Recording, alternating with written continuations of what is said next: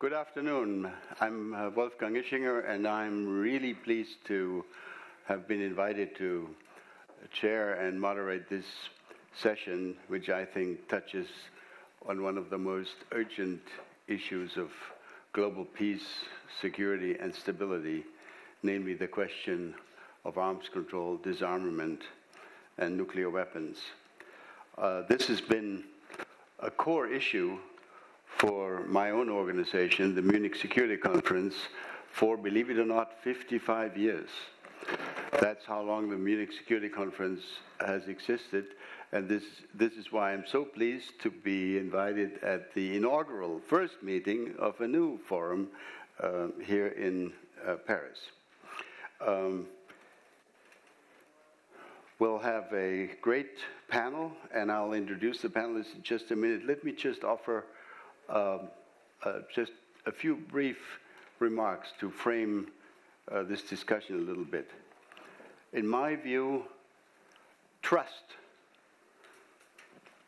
is the currency of international diplomacy, and trust has evaporated to an all-time low, especially, and that's particularly worrisome, between those countries that have nuclear weapons.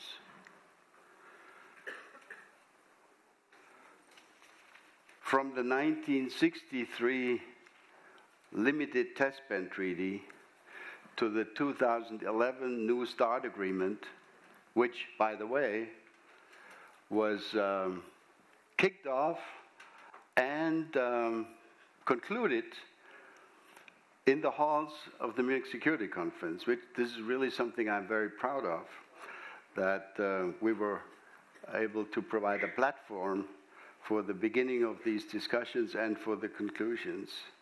The two major nuclear powers have concluded dozens of bilateral agreements. As a result, the total number of nuclear weapons possessed by the United States and the former Soviet Union, the Russian Federation today, has dropped from an all-time high of approximately 60,000 more than 40 years ago to approximately 13,000 today. As far as I'm concerned, that's still way too many. In addition to these bilateral agreements, the United Nations has brokered a number of treaties with the majority of the global community to limit the spread and testing of nuclear weapons. I'm thinking of the Nuclear Non-Proliferation Treaty of 1968. I'm thinking of the Comprehensive Test Ban Treaty, whose leading personality is with us here today, and of course the more recent treaty prohibiting the possession of nuclear weapons of 2017, which we'll also be talking about in just a second. Unfortunately, with the exception of the NPT, these more recent treaties have not been ratified by all those whose ratification is required for these treaties to enter into force. I think, for example, of the CTBT, which has not been ratified by the United States when the US Senate refused to do so. But these agreements began to establish a global norm, which I think deserves to be nailed down and enshrined. Nuclear weapons should never be used again. Nuclear powers should, in my view, agree that nuclear war cannot be won, and that none of them would ever use nuclear weapons first. No first use. I think that would be interesting and useful steps which we should expect from them. I'm not going, because I was supposed to speak 3 minutes for 3 minutes or less. I'm not going to talk here about the INF Treaty, which is at risk as we speak. I'm not going to talk about the New START Treaty, which should be discussed and extended as we speak. So the entire international arms control regime is at risk today. We'll try to address this difficult situation, And I'm now, I'd now like to invite my 4 panelists to join me here, and then we'll start our discussion. Would you please come up and join me?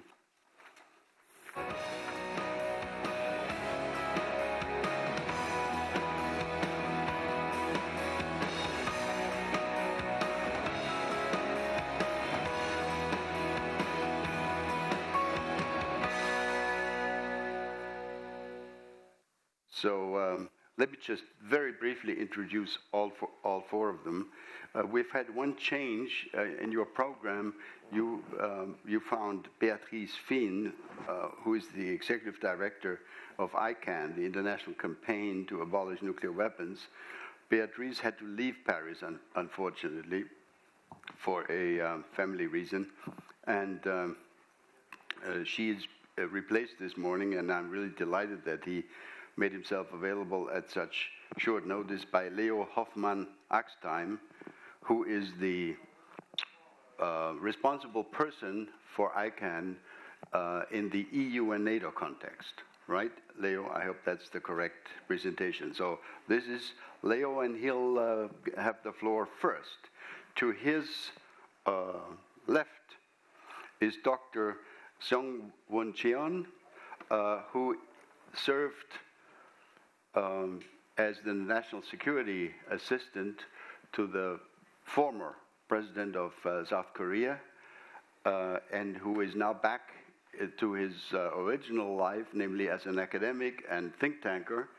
I wanted to say he's somebody with vast experience on the issues of Asian security and, of course, in particular, the Korean Peninsula, and we'll have some interesting current questions to discuss with him. Now, let me go all the way to this side, to my immediate left. Céline JURGENSEN is the one who will speak French. So if you don't understand French, make sure you have your little gadget with you, because Céline is a French diplomat who is currently the Director of Strategy and Policy at the French Commission for Alternative Energies and Atomic Energies. That's approximately the correct English description. So welcome, Céline. And last not least, to her left is my good friend Lassina, who is the Executive Secretary of the what we call the CTBT, the Comprehensive Nuclear Test Ban Treaty Organization, based in Vienna. So he represents one of these important treaties which unfortunately have not been allowed to enter into force because of the outstanding ratification by some whose ratification would be essential. So before we start our conversation, I want to hand over to Leo to explain a little bit what ICAN is about and to frame our debate. Then we'll have a discussion amongst the panelists. And then, if you would be kind enough, think about the questions you want to ask the panel, because we'll try to devote at least the last 20 minutes of this 1 hour to Q&As. And I would like to ask you to, if you want to ask a question, be brief. Don't offer a speech, but offer a question.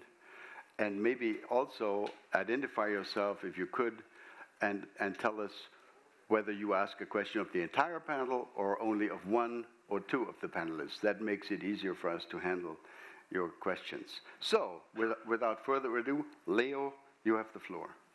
Thank you very much, Wolfgang. And first of all, sorry for not being Beatrice.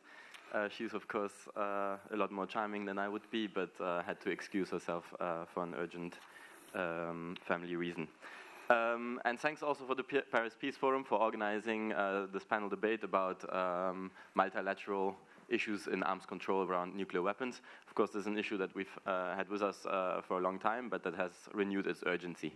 Now, even before there was a new US administration and some of these treaties were withdrawn from, including the Iran deal and the INF treaty, we already had urgency on the international level on the side of the majority of states who want to have progress on nuclear disarmament. So that's why in July 2017, the United Nations Treaty on the Prohibition of Nuclear Weapons was adopted by a majority of UN member states.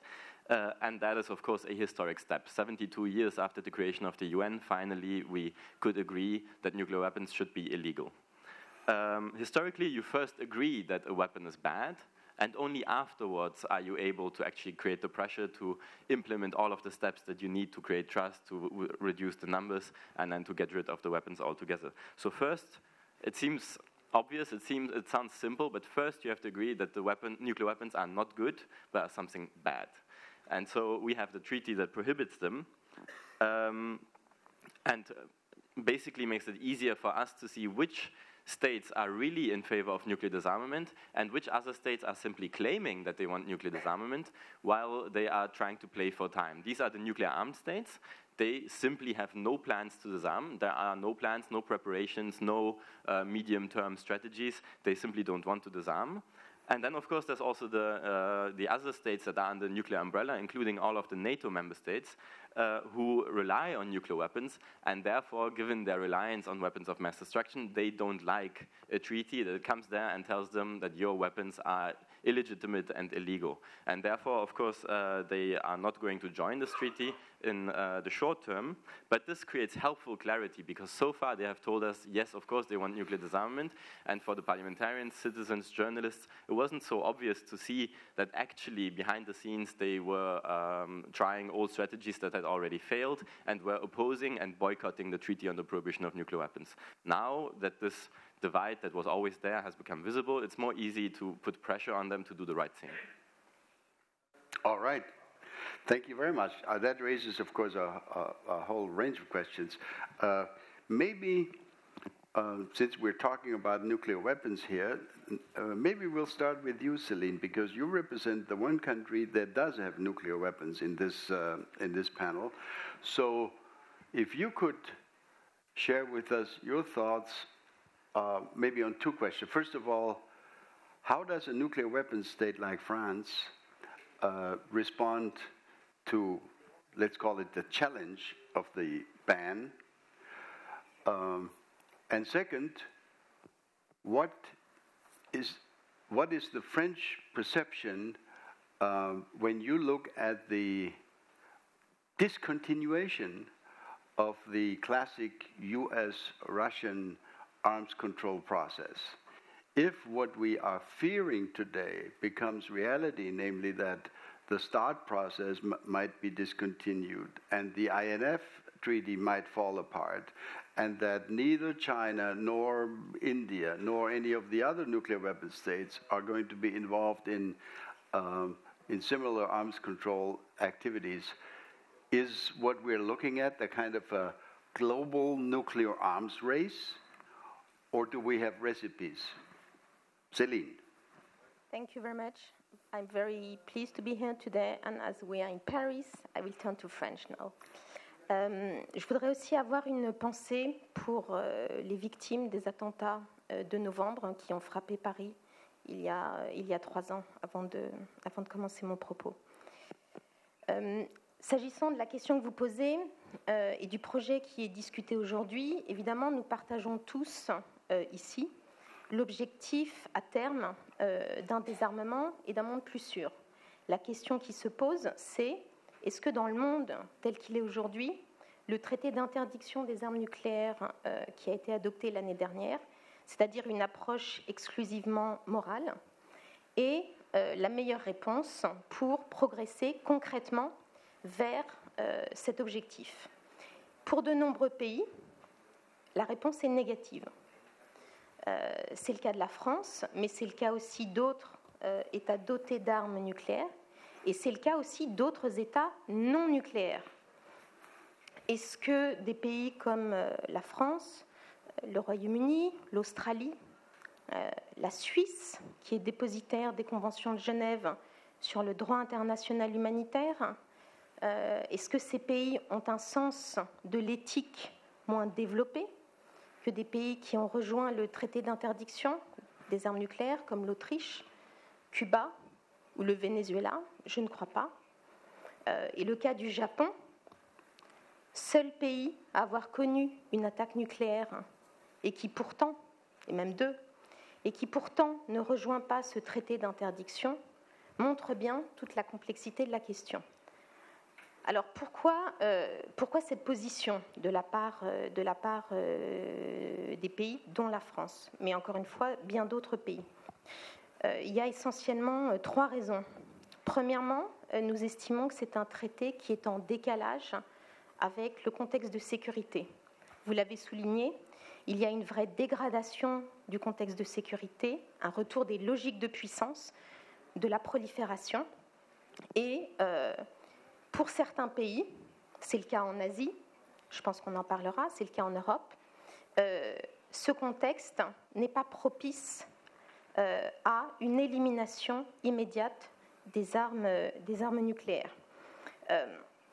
Le désarmement nucléaire, il doit être poursuivi avec détermination, mais il ne peut se faire qu'en étant connecté à l'environnement de sécurité et aux préoccupations de sécurité des pays. La deuxième raison, c'est que, on l'a entendu à nouveau, c'est un traité qui est contre les États dotés d'armes nucléaires. Or, comment peut-on faire le désarmement nucléaire contre les États dotés d'armes nucléaires, c'est-à-dire les États principalement concernés? C'est d'ailleurs l'une des raisons qui sont mises en avant par la Suisse pour refuser de joindre ce traité. Troisième raison, c'est que ce traité, il est, de notre point de vue, mais encore une fois, évidemment, tous les points de vue peuvent être défendus, mais en tout cas, du point de vue de la France et de nombreux autres pays, ce traité risque d'affaiblir le TNP, qui est l'instrument majeur de notre sécurité collective depuis plus de 50 ans et qui est quasiment universel, parce qu'il crée une norme concurrente et moins-disante. Un État parti au traité au ban treaty n'a pas besoin d'être parti au TNP, et par ailleurs, ce traité d'interdiction prévoit qu'il est supérieur en cas de conflit au TNP. La deuxième raison pour laquelle c'est un risque de notre point de vue, c'est que ce traité détourne l'attention sur d'autres mesures en faveur du désarmement qui existent et qui pourraient être efficaces, et je vais en parler tout à l'heure. Donc il suscite une désunion de la communauté internationale, il divise, c'est bien l'objectif d'ailleurs, la stigmatisation à un moment où la communauté internationale, face aux défis auxquels nous devons faire face, a besoin d'être unie. Et il rejette par ailleurs un objectif extrêmement important qui est au cœur du TNP, qui est le désarmement général et complet. Car naturellement, les armes nucléaires ne peuvent pas être séparées des autres dimensions du désarmement. Et cette approche essentielle, elle est au cœur du TNP. Si on supprime les armes nucléaires, on les remplace par quoi? Par plus d'armes conventionnelles, plus de défense antimissiles, plus de forces déployées au sol. Est-ce que ça pourrait créer de la confiance, notamment avec la Russie ou la Chine? Je n'en suis pas sûre. Enfin, troisième risque, la campagne abolitionniste, et on l'a entendu, elle cible ses efforts sur les démocraties, sur les trois États dotés occidentaux, la France, le Royaume-Uni et les États-Unis, et sur les pays européens et asiatiques sous parapluie nucléaire américain. Donc ça veut dire en réalité qu'elle met l'accent sur les pays qui aujourd'hui sont les plus vertueux, car le P3 a consenti de vrais efforts de désarmement. Pour ce qui concerne la France, réduction de plus de moitié de son arsenal et élimination totale de ses installations de production de matière pour les armes et ses installations d'essai, etc., etc. Donc, elle met la pression sur les plus vertueux et ça n'aura pas d'effet pour les autres. Je ne pense pas, pour ma part, que si la France désarmait, ça aurait un quelconque impact sur la Chine, la Corée du Nord, le Pakistan ou d'autres pays. Et comme le disait Jean-Yves Le Drian lorsqu'il était ministre de la Défense, nous devons éviter que l'appel généreux à un monde sans armes nucléaires, car il est généreux, ne prépare un monde où seuls les dictateurs en disposeraient. Alors, qu'est-ce qu'on peut faire, puisque le Forum de Paris, c'est bien ça, les solutions concrètes. L'alternative, ce n'est pas le traité d'interdiction ou la guerre nucléaire. Ce n'est pas ça du tout l'alternative. Il y a d'autres mesures efficaces qui sont possibles, qui sont concrètes et qu'on peut mettre en avant. Pourquoi concrètes? Parce que de notre point de vue, seul un désarmement en acte, un désarmement qui change les choses dans le monde réel est efficace, et un désarmement réaliste, parce que, comme vous l'avez souligné, le danger aujourd'hui, c'est la défiance. C'est une éventuelle relance de la course aux armements. Et donc, il faut essayer à tout prix de préserver l'architecture de sécurité, l'arms control, qui est sous nos yeux en train de se déliter progressivement. C'est ça qu'il faut faire, et donc il faut relancer un processus réaliste de limitation des armements, de renforcement de la confiance et de la transparence. Comment est-ce qu'on peut le faire? Il y a plusieurs mesures. Dans le domaine nucléaire, au niveau multilatéral, il y a d'abord l'entrée en vigueur du traité d'interdiction complète des essais nucléaires, le CTBT, et le soutien à son régime de vérification qui a démontré son efficacité Céline, exceptionnelle. if we want to hear the others too, you've got to limit yourself. Je finis. Le CTBT, des démantèlements d'installations, la négociation d'un traité pour interdire la production de matières pour les armes nucléaires, et dans les domaines non nucléaires, lutter contre la prolifération des armes chimiques, biologiques, balistiques, lutter contre la prolifération des armes légères et de petit calibre, et faire un multilatéralisme efficace. Merci et désolé d'avoir été trop long. Thank you very much. Thank you. Now, so we've had the presentation of the vision by Leo of the complete ban. We've had the presentation, which is quite different, of a nuclear weapons state, which proposes concrete, let me call it smaller steps, realistic steps. So let me turn to Lassina, who, of course, doesn't represent an NGO, he doesn't represent a single state, he represents an international institution, organization. So, Lassina, tell us that the treaty to ban nuclear weapons, from your point of view, as you try to advance the cause of the CTBT, is that helpful or does it distract? And can you share with us your reactions to what the nuclear weapons state just had to say? So, identify your position, please. And limit yourself to a few minutes if you could, because we need to cover a lot of ground.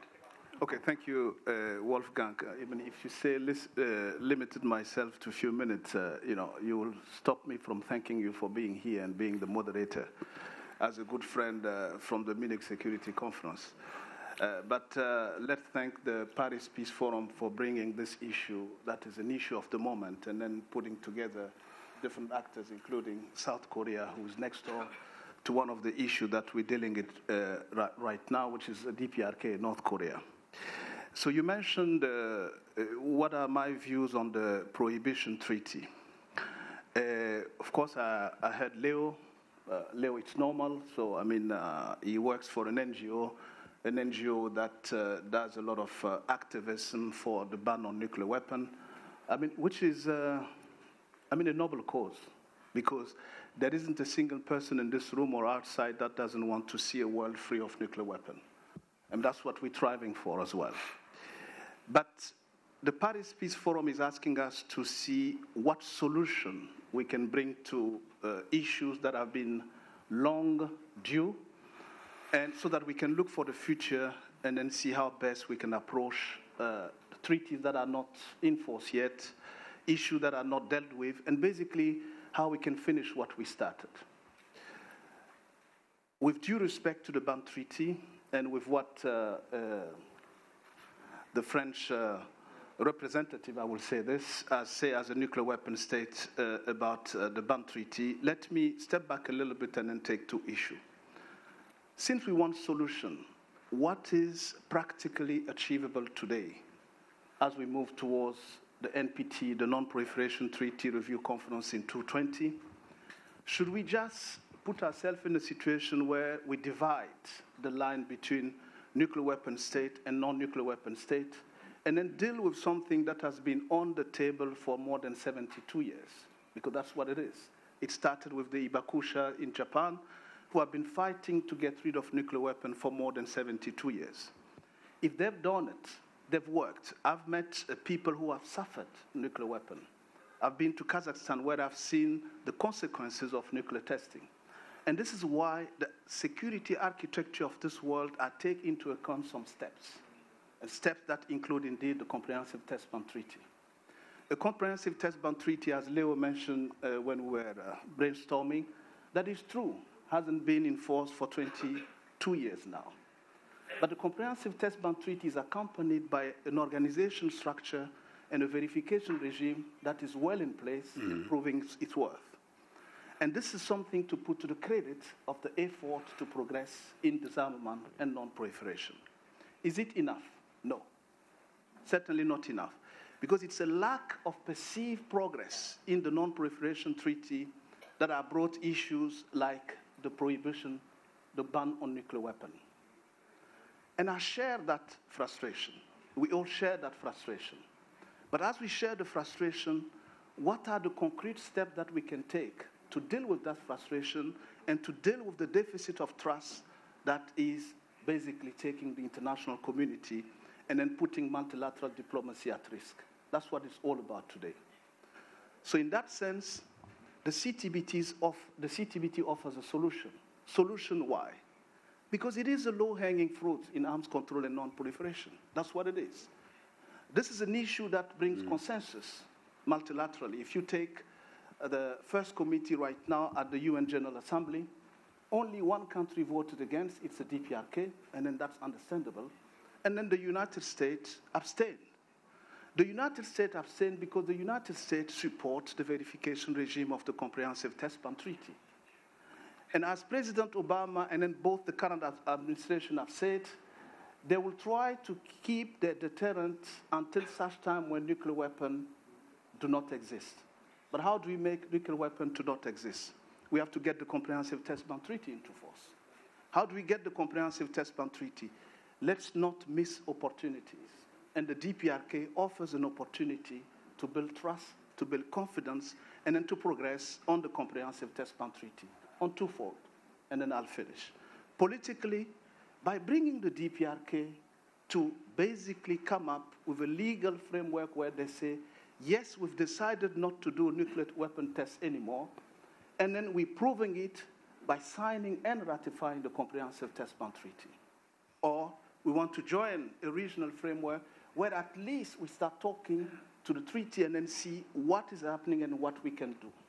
And technically, to give an opportunity to the international community to verify that the nuclear weapon test site is indeed closed and irreversibly closed. That's what I will add before we take further questions. Thank you. Thank you very much, Lassina. That is a wonderful, builds a wonderful bridge to the last of our panelists, Seong. So the DPRK was already mentioned, so I'm sure you would like to share with us your views on where we stand, and it would be good if you could also offer a few observations on these most recent revelations or press reports about previously undisclosed or unknown sites. The American press is full with these reports overnight. So what's your conclusion from that? Before we came down here into the hall, I asked Dr. CHEON whether he was surprised, and I think your face told me that you were not surprised. But you tell us what you think about that, please. Thank you, Wolfgang. Thank you very much for inviting me to this wonderful peace forum, and I'm very pleased to share with you some of my thoughts on North Korea's nuclear program, the current and past, and also other relevant non-proliferation issues. First, let me have one comment about the nuclear weapon-free world before I getting into the DPRK issue. You know, I think the human aspiration for establishing a nuclear weapon-free world in this planet started almost simultaneously with the invention of nuclear weapons. In the wake of Hiroshima and Nagasaki, a group of conscious nuclear scientists, the first generation scientists, and philosophers like Bertrand Russell in England, and other wise men at that time, they gathered in a small town in Nova Scotia, Canada, which is called Pugwash, and they set up an organization called Pugwash Conference.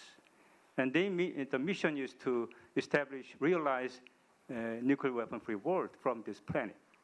And that organization was what driving force for the Russia, Soviet Union, and the United States detente, and a series of this nuclear arms control movement in the 1960s, 70s, and 80s. And they finally got this Nobel Peace Prize for that accomplishments.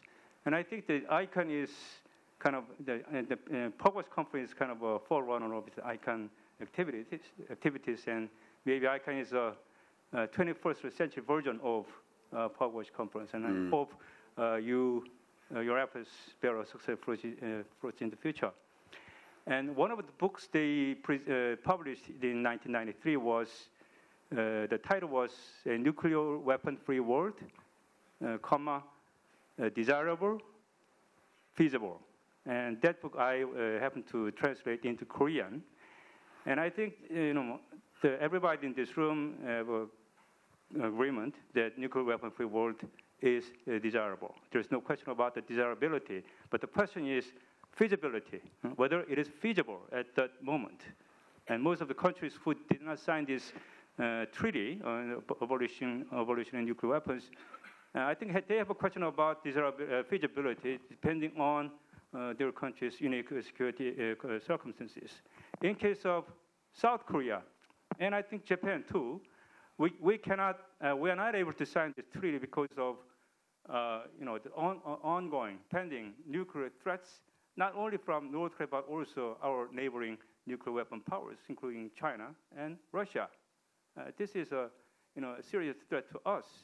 And we have to rely on American nuclear security guarantee and nuclear umbrella. That's why we can sign this treaty. But in the end, when these current threats are eliminated, we are very happy to join this treaty. So in terms of desirability, there is no question about that. In terms of feasibility, in the context of Korea and Japan too, we have to be hesitate for the time being. Regarding this this news report of New York Times about 13 missile sites was revealed. I think it was known by the government authorities, both the United States and Korea and Japan too, but it was not revealed in public. And one of the sites is as close as just 80 miles from the downtown Seoul. So we are within the North Korean nuclear-tipped missile range. And as Wolfgang said, my response was no surprise at all.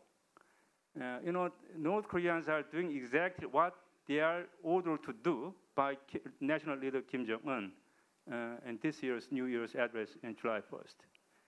If you read the document carefully, Kim Jong-un explicitly said North Korea achieved historic mission of becoming a nuclear weapon state. And he said, he accomplished his forebearers' dying wishes, his father and grandfather's dying wishes. And then he said he ordered to the relevant branches of government to mass produce, quote, nuclear weapons and missiles, and be ready for nuclear fighting, war-fighting posture. That's what he said in his New Year's address this January 1st this year. So the North Koreans are doing exactly what they are ordered to do by Kim Jong-un. And then the question is, I think a lot of people in this auditorium expect North Korea would dismantle their nuclear capabilities sooner or later with the negotiating agreement with the United States. But that is not, that's not true. That's a false sense of understanding. The reason is, when we talk about so-called the term denuclearization, North Koreans on the one side, and South Korea and the United States, and including Japan too, the Western community as a whole on the other side, we are using the same terminology, but with different interpretations. Okay? North Korea has never, Kim Jong-un or any high-ranking North Korean officials or any public or official documents of North Korea, they've never said anything about their intention to give up nuclear weapons and going back to NPT as a non-nuclear member state. There's a huge confusion, not only in the academic community, but also in general public as well, especially in Korea. There was, that's why I think that I appreciate President Macron and Prime Minister Theresa May when they met with South Korean President last month, and they clarified the destination of this ongoing denuclearization process. They explicitly said that North Korea should CVID, completely verifiably, irreversibly dismantle nuclear weapons and also other weapons of mass destruction and also ballistic missile programs, and return back to the NPT as a non-nuclear weapon state. That is a crystal clear objective of any ongoing nuclear negotiation process. Thank you very much. Thank you. As I said, last 20 minutes we'll go to Q&A. I want to just, I know Leo wanted a brief response.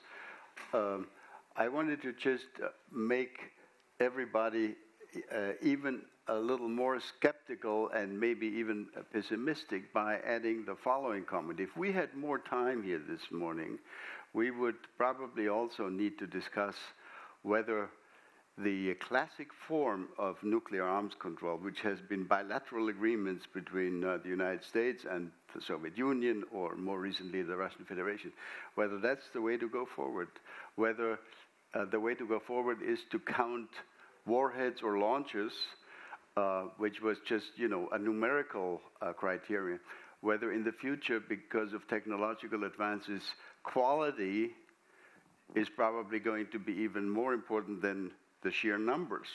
How do we measure quality if we wanted to have an agreement? And given the massive changes in the way the world is organized, rise of China, etc., are bilateral Russian-American agreements good enough? What about China? What about India? What about other nuclear powers? Do we need to multilateralize these processes if we can revive them? And isn't that going to make it, create huge headaches in terms of getting not only two, but several parliaments to agree, etc.? And does that mean that the classic treaty with parliamentary ratification is maybe also a thing more of the past than of the future? So there are complications in arms control that raise really difficult questions. We don't have time to discuss all of this. Back to Leo for hopefully a very brief comment, and then I'll go to the first question. Thank you for this opportunity to react to some of the comments, given that I limited myself to the 2 minutes allocated for my introductory statement, and now we heard a lot more arguments from those that oppose the prohibition of nuclear weapons. Now, that's not a surprise. I said from the beginning that those states that rely on nuclear weapons do not like the treaty that makes nuclear weapons illegal. Now, that's not a big surprise. You don't wait for smokers to institute a smoking ban. It is the overwhelming majority, the 90% of states that do not rely on nuclear weapons, they have to go forward, create a treaty, create a framework, create the international rules by which we designate nuclear weapons unacceptable.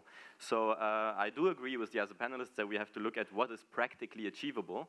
And practically achievable is not to ask for the same things for which we asked over the last 20, 25, 30 years. It's not practical to call for the ratification of the CTBT treaty if that ratification hasn't happened in 22 years.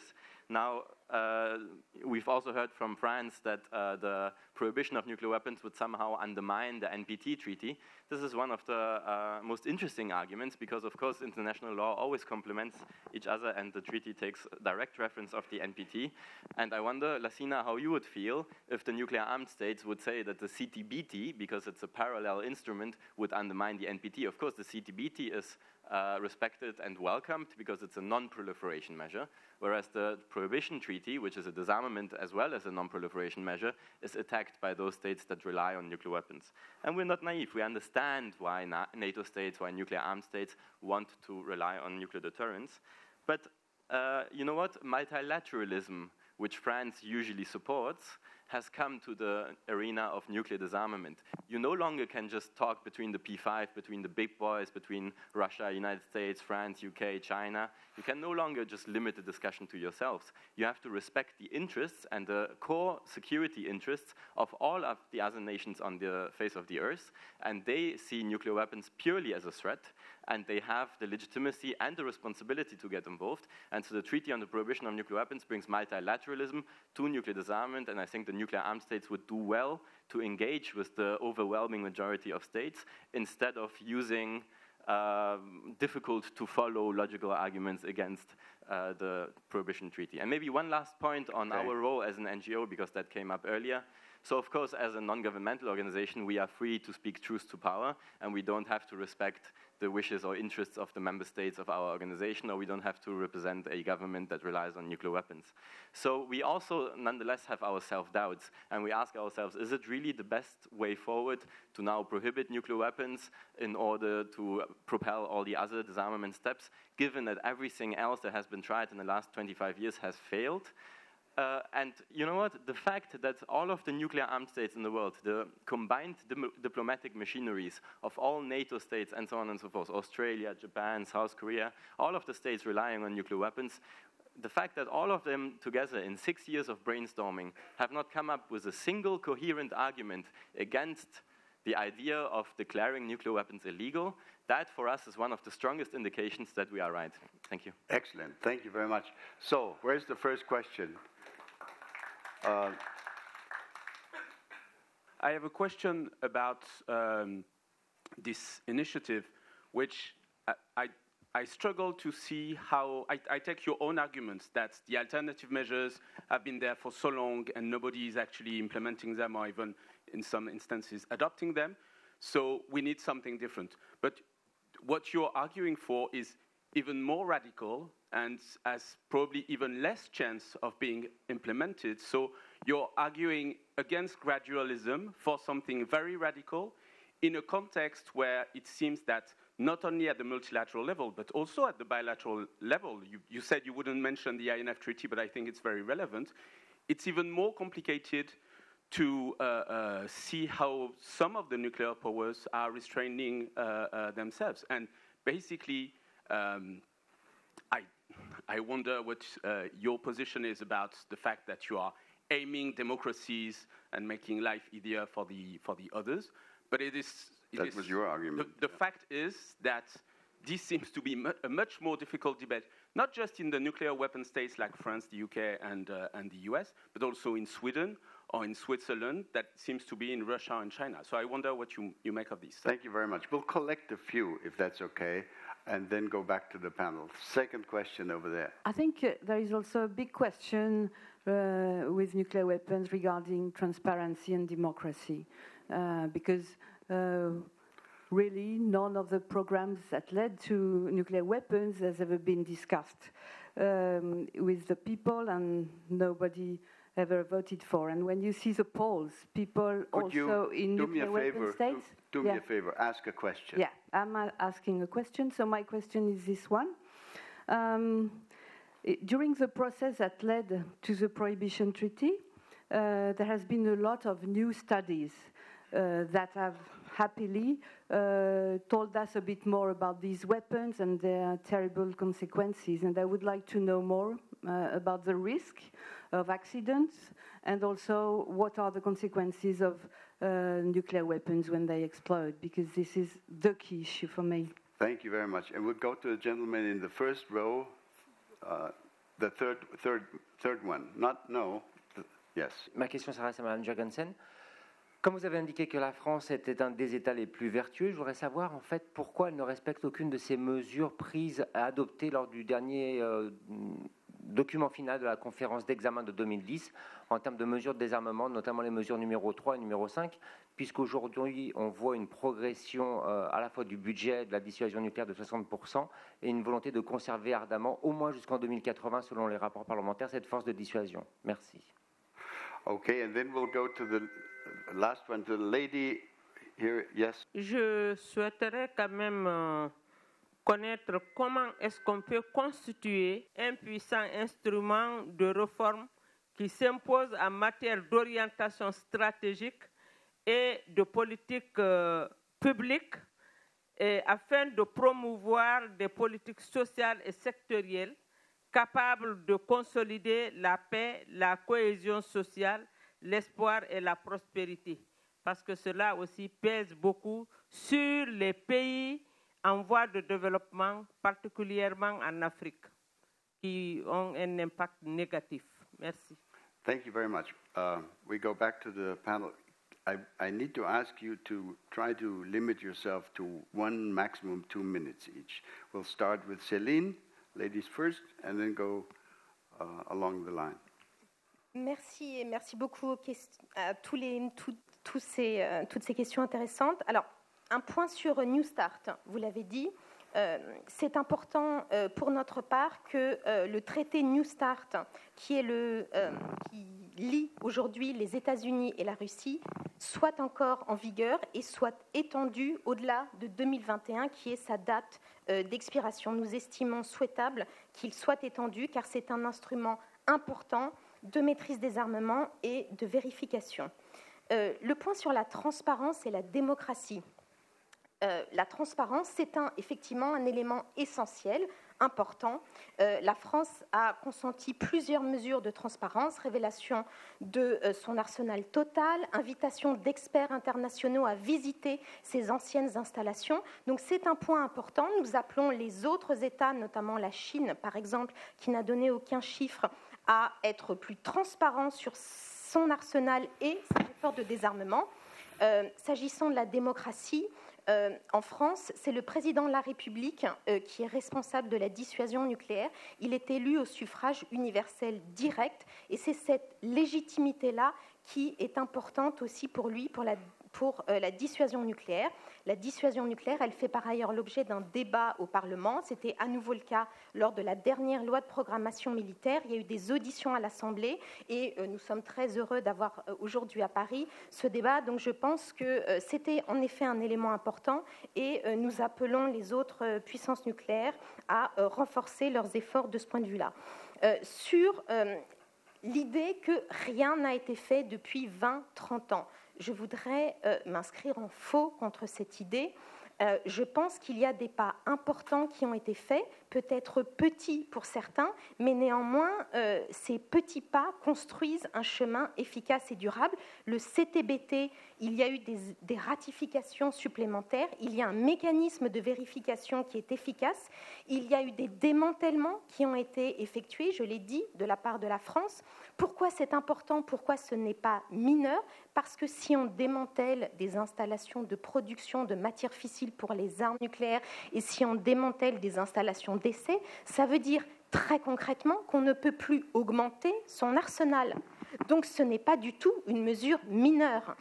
Les arsenaux, en tout cas de la France, du Royaume-Uni, ont été réduits de plus de moitié depuis la fin de la guerre froide. Donc, des efforts ont été faits, ils ne sont pas suffisants, je suis d'accord avec vous, il faut les poursuivre, il y a beaucoup de mesures qui sont mises en œuvre, la France continue de les mettre en œuvre, y compris, puisque vous mentionnez le document final de 2010, j'y étais à New York et on l'a tous négocié ensemble, donc je m'en souviens très bien, et je peux vous assurer qu'on continue à le mettre ensemble en œuvre et qu'on appelle les autres à le faire, et surtout, on appelle à mettre en œuvre l'ensemble des 3 piliers du TNP, car ce qui est important, c'est le désarmement, mais pour de nombreux pays, c'est aussi les usages pacifiques du nucléaire civil, et c'est aussi la lutte contre la prolifération. On l'a entendu avec le dossier nord-coréen, qui a changé de nature, qui est maintenant un défi non seulement de prolifération, mais aussi un défi de dissuasion. Donc c'est extrêmement important, vital même, que la communauté internationale se saisisse de ce dossier. Un dernier mot sur le multilatéralisme efficace, puisque nous sommes au Forum de Paris. Le multilatéralisme efficace, et je vous rassure, la France continue de le promouvoir, il repose sur le consensus. Pourquoi ? Parce que c'est le consensus qui permet des progrès efficaces et durables, et donc efficaces sur le long terme. C'est ça notre vision du multilatéralisme efficace, et donc nous soutenons évidemment très fortement le CTBT. Merci beaucoup. Thank you very much. Lassina? Thank you, Wolfgang. I think before coming to the question, I wanted to go back to some comment because it's important to clarify issues. I think it's indeed a shock to hear somebody who promotes the weapon ban, which we all want to see one day, to see that everything that was done before should be banned and then start fresh. The CTBT is signed by 184 countries. That's more than 95% of the world. Okay? The CTBT is the only multilateral framework where there was an Annex 2 in the treaty that said that 44 countries' ratification is absolutely necessary for its entry into force. And among those 44, 36 have done so, and 8 remain. And among the 8, 5 have signed, and 3 haven't even considered the CTBT. That's DPRK, North Korea, India, and Pakistan. So I'm yet to believe that in one day, by bringing a prohibition treaty, we can get 184 countries to sign, and then so many to ratify the treaties. What I want to point out is, yes, we all want a world free of nuclear weapons. But the prohibition treaty didn't start today. The Ibakushas have been talking about prohibiting nuclear weapons for 73 years. If I want to follow this logic, we should not even talking about it, because if for 73 years it hasn't been done, why should we talk about it today? I just want to say let's respect what has started after the Second World War to try and find international peace and stability. Thank you. Many treaties have gone past, and many treaties need to be acted upon so that we prepare the world that we all want. And this is why the next generation, the young people that are here today, should be tuned in non-proliferation and disarmament, because they're the one who will put that world that they want to see. And I'll give one example to finish. If you take India and Pakistan, they haven't joined the Comprehensive Test Ban Treaty, but we've initiated a youth group for CTBT to give a platform of people who can talk freely. And among those youth groups, there are more than 550 today. You have more Indian and Pakistanis than any other national.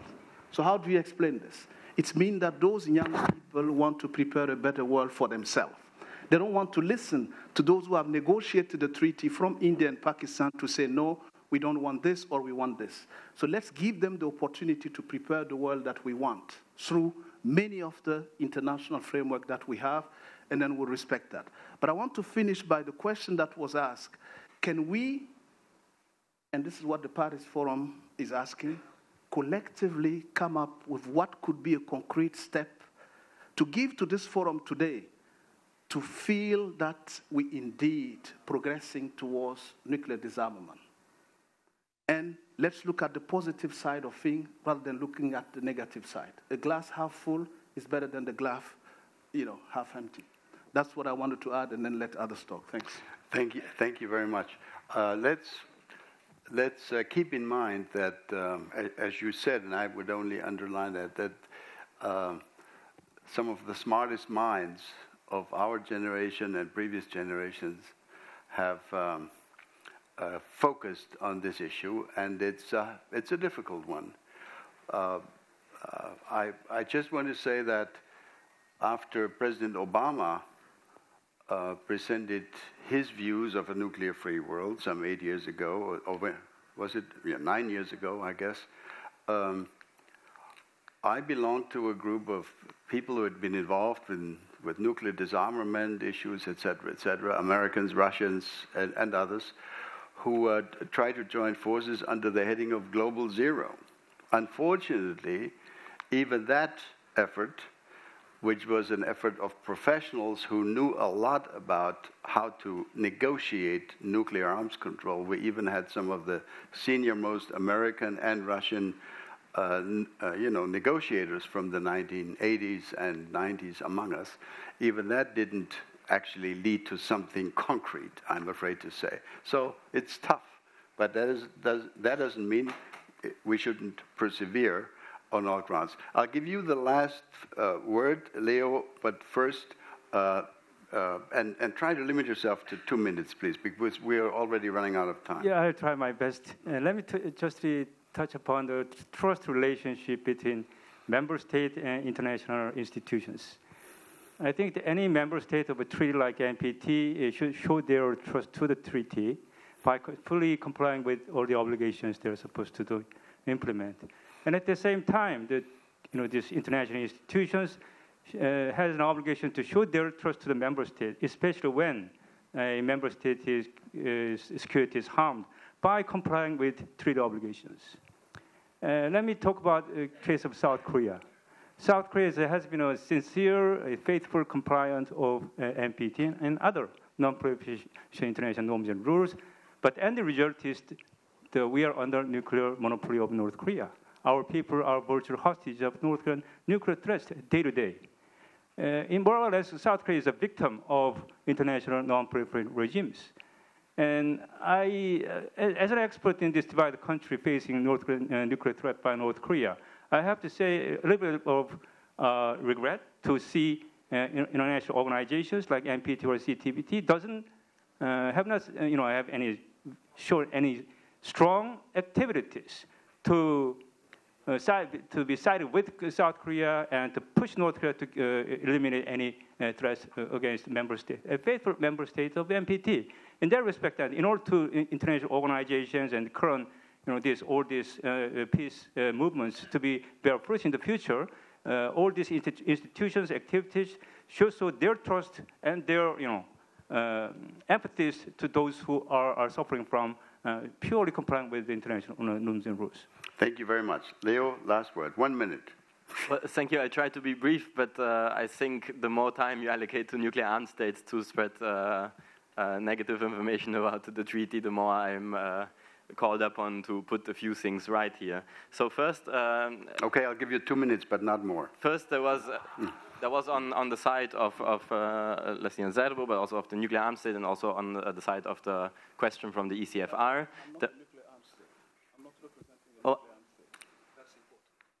Okay.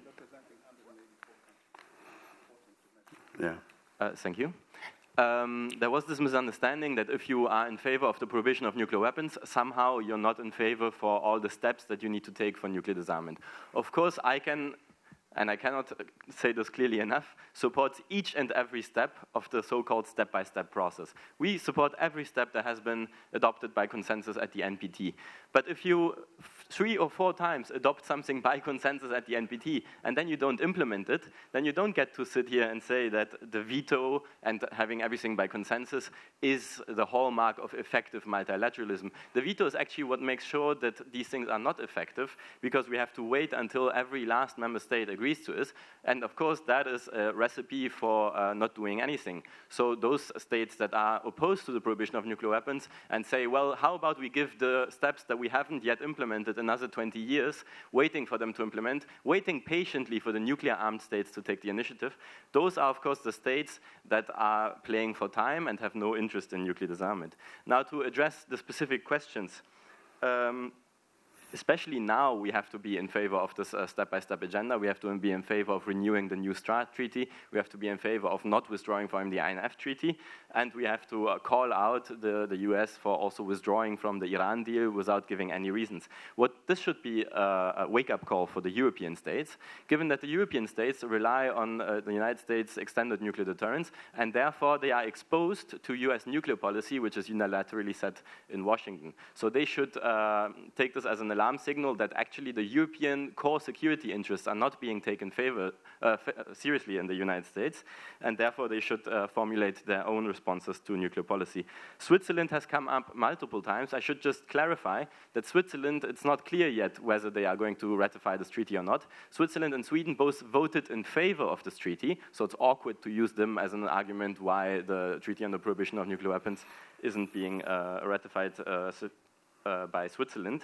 And frankly, the parliament of Switzerland is sovereign in foreign policy matters, so we should wait for the vote in December in the Swiss parliament before we declare that Switzerland isn't signing this treaty. The treaty only opened for signature late last year, so it's normal that it takes even a decade or longer for treaties to get ratified by all states. Here we are on track for ratification, I think, within the next 2 years, which is very good. France took 25 years to ratify the NPT, even though it affords France a comfortable veto-wielding chair as a nuclear weapon state. So it can take a long time to adopt these treaties, even if you don't like them. But frankly, we offer a very easily implemented treaty that will increase pressure for all of the other steps to be implemented of the step-by-step agenda, including CTBT ratification that we have always supported. But those states that say, no, let's try the same thing we tried for the last 20 years that already failed and shows no signs of working in the future, those are the states who don't have credibility when it comes to nuclear disarmament. Thank you very much. Thank you, Leo. Thank you. I think this was great advocacy on both sides. Let's offer a round of applause to a great panel, if you could.